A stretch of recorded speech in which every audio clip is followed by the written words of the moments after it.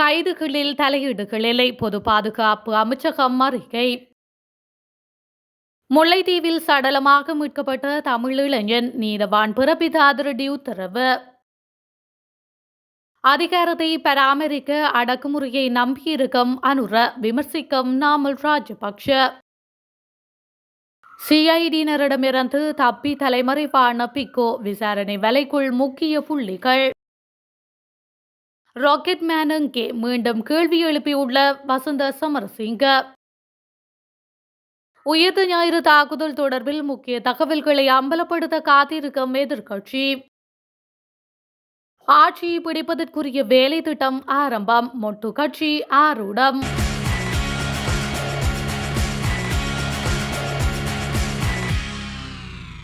முல்லைத்தீவில் ராணுவ முகாமிற்கு அழைத்து செல்லப்பட்டு மாயமான நபர் சடலமாக மீட்கப்பட்டமை தொடர்பில் 3 ராணுவத்தினரை 19ஆம் திகதி வரை விளக்குமறியலில் வைக்க முல்லைத்தீவு மாவட்ட நீதிமன்ற நீதிவான் உத்தரவிட்டுள்ளார். முல்லைத்தீவில் ராணுவ முகாமிற்கு அழைத்து செல்லப்பட்டு மாயமான நபர் சடலமாக மீட்கப்பட்டமை தொடர்பில் 6 ராணுவ வீரர்கள் சந்தேகத்தின் பேரில் கைது செய்யப்பட்டு விசாரணைகள் நடைபெற்று வந்த நிலையில் இந்த உத்தரவு பிறப்பிக்கப்பட்டுள்ளது. அதேவேளை குறித்த இளைஞனின் உடலை உடற்கூற்று பரிசோதனைக்கு எடுத்து செல்லும் முல்லைத்தீவு மாவட்ட நீதிவான் உத்தரவிட்டுள்ளார். அதன்படி உடலம் யாழ் போதனா வைத்தியசாலைக்கு எடுத்து செல்லப்பட்டு பரிசோதனை மேற்கொள்ளப்பட உள்ளது. குறித்த ராணுவ முகாமிற்கு சென்ற 5வரில் ஒருவர் சடலமாக மீட்கப்பட்டதுடன் மற்றொரு நபருக்கு முதுகு பகுதியில் பல தடிக்காயங்கள் இருப்பதாக கூறப்படுகின்றது. இந்த நிலையில் முல்லைத்தீவு மாவட்ட வைத்தியசாலையில் அனுமதிக்கப்பட்டு சிகிச்சை பெற்று வருகின்றார். மேலதிக விசாரணைகளை ஒட்டி சுட்டான் போலீசார் மேற்கொண்டு வருகின்றமையும் குறிப்பிடத்தக்கது. அரசாங்கம் தனது தோல்விகள் குறைத்து அதிகரித்து வரும் அமைதியின்மைக்கு மத்தியில் தனது அதிகாரத்தை பராமரிக்க அடக்குமுறையை நம்பியிருப்பதாக ஸ்ரீலங்கா பொதுஜன பெரமுனவின் நாடாளுமன்ற உறுப்பினர் நாமல் ராஜபக்ஷ விமர்சித்துள்ளார். மக்கள் சந்திப்பொன்றின் போது உரையாற்றிய அவர், அரசாங்கம் தனது வாக்குறுதிகளை நிறைவேற்ற இயலாமையால் அடக்குமுறையை நாடுவதாகவும் கொள்கைகளின் பொது நன்மையை கேள்விக்குள்ளாக்குவதாகவும் குற்றம் சாட்டியுள்ளார். இளைஞர் மன்றங்கள் உட்பட இளைஞர் நிறுவனங்களை அரசியல்மயமாக அவர் மேலும் கண்டித்துள்ளார். இந்த நடவடிக்கைகள் கருத்து வேறுபாடுகளை நசுக்குவதையும் கட்சி ஆதிக்கத்தை நிலைநிறுத்துவதையும் நோக்கமாக கொண்டுள்ளன என்று நாமல் ராஜபக்ஷ குறிப்பிட்டுள்ளார். அரசாங்கத்தின் நடவடிக்கைகள் நிறைவேற்றப்படாத உறுதிமொழிகளிலிருந்து எழும் எதிர்ப்புகளை தடுக்க இவை வடிவமைக்கப்பட்டுள்ளன. வகுப்புவாத கட்டமைப்புகளை பலவீனப்படுத்தி அதன் பிடியை பலப்படுத்தும் ஒரு மூலோபாயத்தின் ஒரு பகுதியாக கிராமங்கள், விகாரைகள், தேவாலயங்கள் மற்றும் கோவில்கள் உள்ளிட்ட கிராமப்புறங்களில் வளர்ச்சி முயற்சியை அரசாங்கம் தீவிரமாக தடுப்பதாக அவர் குற்றம் சாட்டியுள்ளார். முன்னாள் நாடாளுமன்ற உறுப்பினர் அதுரலிய ரத்ன தேரரை கொழும்பு குற்றப்பிரிவு அதிகாரிகள் தற்போது தேடி வருகின்றனர். கொழும்பு மற்றும் அதை சுற்றியுள்ள சுமார் 10 இடங்களில் சோதனை செய்யப்பட்டுள்ளதாக தெரிவிக்கப்படுகின்றது. இதில் பல விகாரிகள் மற்றும் வீடுகள் அடங்கும் என்றும் சிரேஷ்ட போலீஸ் அதிகாரி ஒருவர் தெரிவித்துள்ளார். தேடப்பட்ட இடங்களில் தேரர் வந்ததற்கான இந்த தகவல்களும் இல்லாததால் அவர் நாட்டை விட்டு தப்பி செல்வதை தடுக்க சிறப்பு பாதுகாப்பு ஏற்பாடுகள் முன்னெடுக்கப்பட்டுள்ளமையும் குறிப்பிடத்தக்கது. பொது பாதுகாப்பு அமைச்சர் ஆனந்த் விஜயபால அல்லது அவரது பணியாளர்கள் எவரும் போலீசாரின் கைதுகள் அல்லது அது தொடர்பான நடவடிக்கைகளில் தேவையற்ற செல்வாக்கை செலுத்தவோ அல்லது தலையிடவோ மாட்டார்கள் என்று உறுதியளிக்கப்பட்டுள்ளது. பொது பாதுகாப்பு அமைச்சகம் இதனை அறிவித்துள்ளது.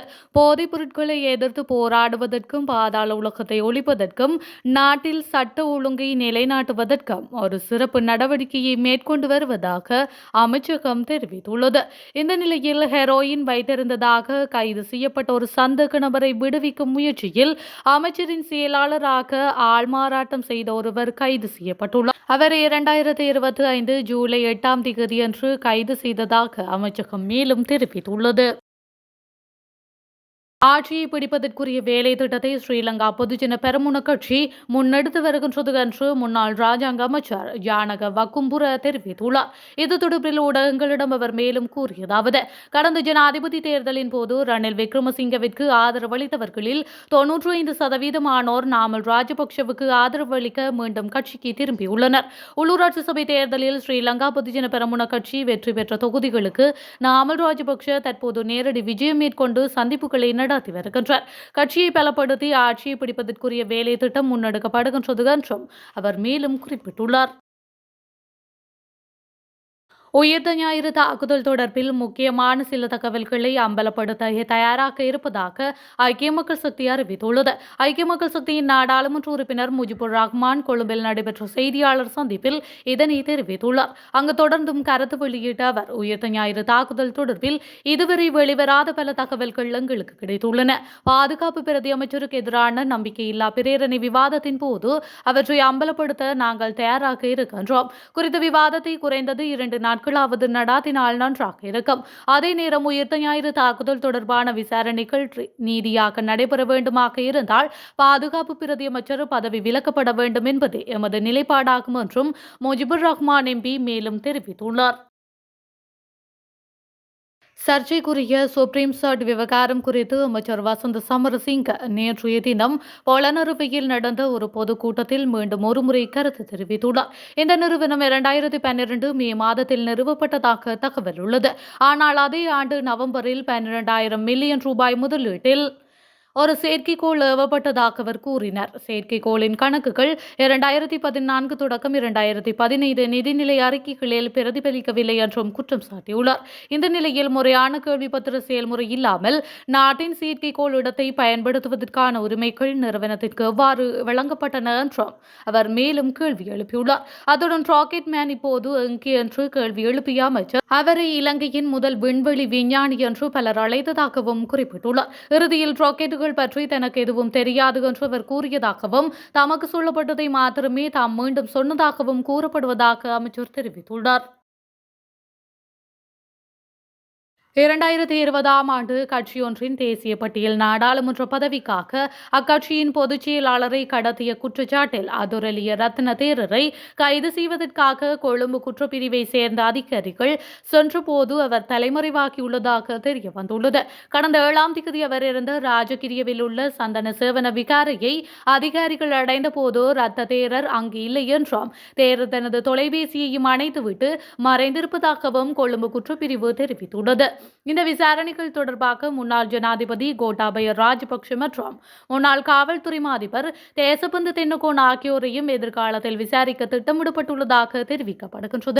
சம்பவம் தொடர்பான முறைப்பாட்டில் இந்த கடத்தலுக்கும் தேசபந்து தென்னகோனுக்கும் தேசிய பட்டியல் எம்பி பதவியை பெறுவதில் உள்ள சதிக்கும் தொடர்பிருப்பதாக தெளிவாக கூறப்பட்டுள்ளது என்று கொழும்பு குற்றப்பிரிவு வட்டாரங்கள் தெரிவித்துள்ளதாக கூறப்படுகின்றது.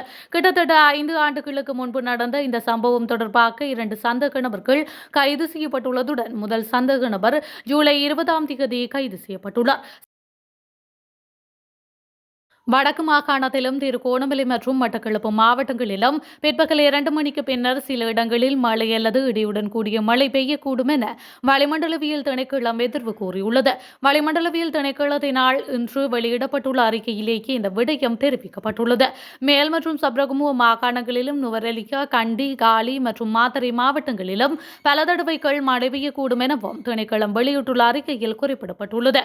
இடியுடன் கூடிய மழை பெய்யும் வேளைகளில் அப்பிரதேசங்களில் தற்காலிக பலத்த காற்றும் வீசக்கூடும். இடியுடன் கூடிய மழையுடன் தற்காலிகமாக பலத்த காற்று மற்றும் மின்னல் தாக்கத்தால் ஏற்படும் ஆபத்துக்களை குறைத்துக் கொள்ள தேவையான நடவடிக்கைகளை எடுக்குமாறும் வளிமண்டலவியல் திணைக்களம் பொதுமக்களுக்கு அறிவுறுத்தியுள்ளமை குறிப்பிடத்தக்கது.